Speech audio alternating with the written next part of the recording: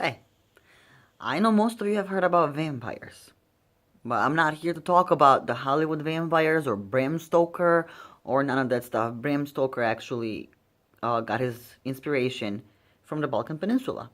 So let's talk shortly about the vampires in our beliefs. Um, they are not sparkly and nice.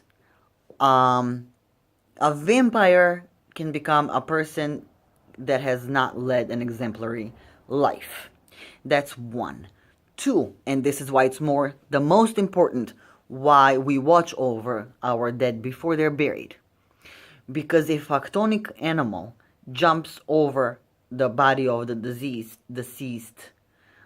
that person can turn into a vampire. The interesting part is that you never hear stories about women vampires.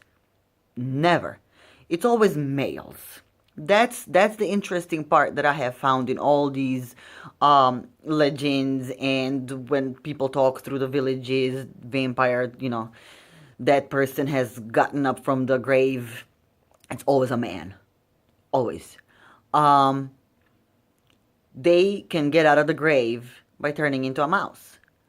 They can also turn into a wolf. Another interesting part about this is that both of these animals actually are connected to ancestors. The souls of the ancestors can enter those animals, so that's also an interesting tidbit. So what do?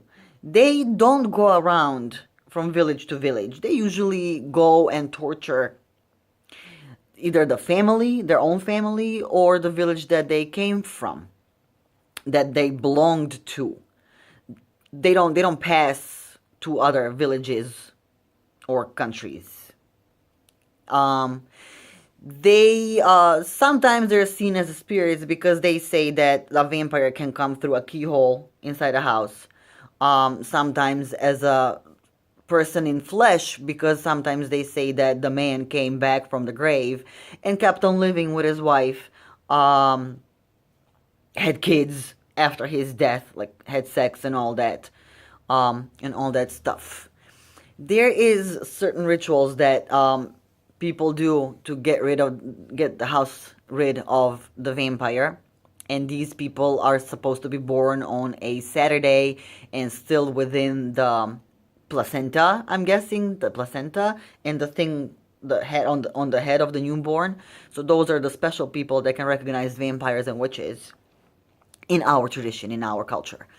Another way to find out where the vampire is by taking a horse at night and walking through the cemetery. And the horse will not be willing to walk over the grave of the vampire. Other protection methods against them are, of course, garlic. And you tie the dead person. You tie their hands, you tie their feet so they can't go. Um, Sometimes they put a brick in their mouth, in the jaw like this, and sometimes their head was smashed on purpose if somebody suspected that this person may rise from the grave and become a vampire and terrorize the village. So I hope you found this interesting, and I'll see you around.